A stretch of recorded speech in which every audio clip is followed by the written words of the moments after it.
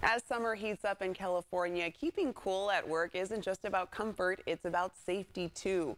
Whether you're in an office or working under the blazing sun, there are steps to prevent heat illness and ensure that all workers stay safe. Here with some cool strategies to stay healthy at work, we have Annette Caceres from State Compensation Insurance Fund. Hello, Annette. Thanks for joining us this morning. Hi, Desiree. Thank you for having me. Yes. Okay. So we're talking about the hot weather. We can't escape it. We're noticing these triple-digit temperatures. So with California's notorious summer heat, what are some essential tips employers can implement to protect their workers from heat illness? So, the first thing would be to have plenty of free drinking water for workers located close to the workers as possible. Also, providing them with plenty of shade and allowing and encouraging them to take cool down rest periods. A cool down rest period, if they are feeling any type of symptoms, should be at a minimum of about 5 minutes.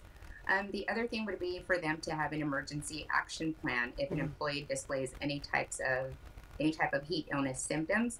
And also, it's important for coworkers to be ready to act immediately.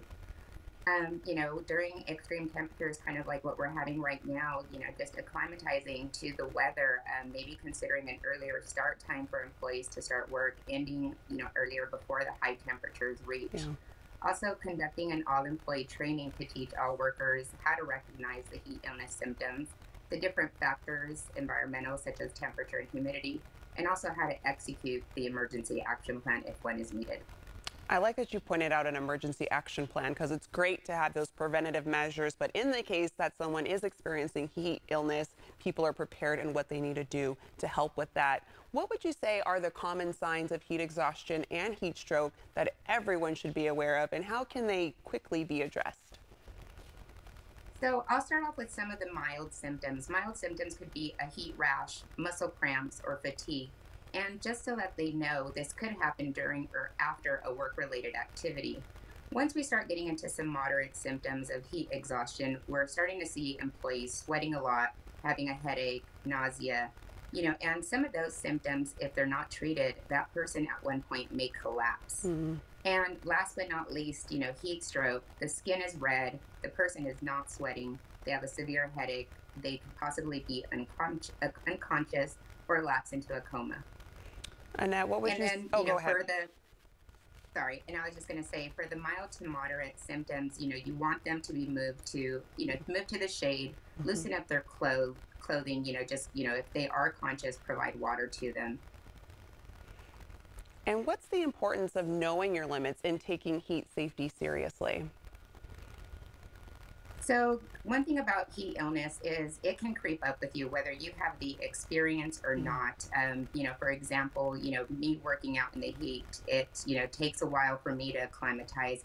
So just knowing one's body, I think would be the most important thing, and knowing, you know your own limits. Yeah. Somebody can't tell you what your limits are. Yeah, no, I think that's totally right. I mean, even some of the things that you pointed out, drinking water, making sure you're taking breaks, it makes sense. But when you're in those moments where you're trying to push through the workday, you kind of ignore those things. But it's really important that you don't, because we don't want heat illness to happen to employees. Where can employers and workers find more detailed resources and guidelines on heat safety and compliance with Cal OSHA regulations?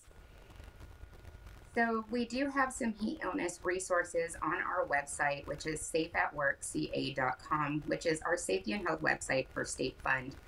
Cal OSHA also has a great website, 99calor.org, that provides training guides as well for employers to utilize in various languages. All right, Annette, all helpful information and tips and tools, especially as we're experiencing these triple-digit temperatures in California. We want to make sure everyone stays safe. So thank you so much for these very helpful tips. Our viewers, you can find out more by going to the website that Annette mentioned, statefundca.com.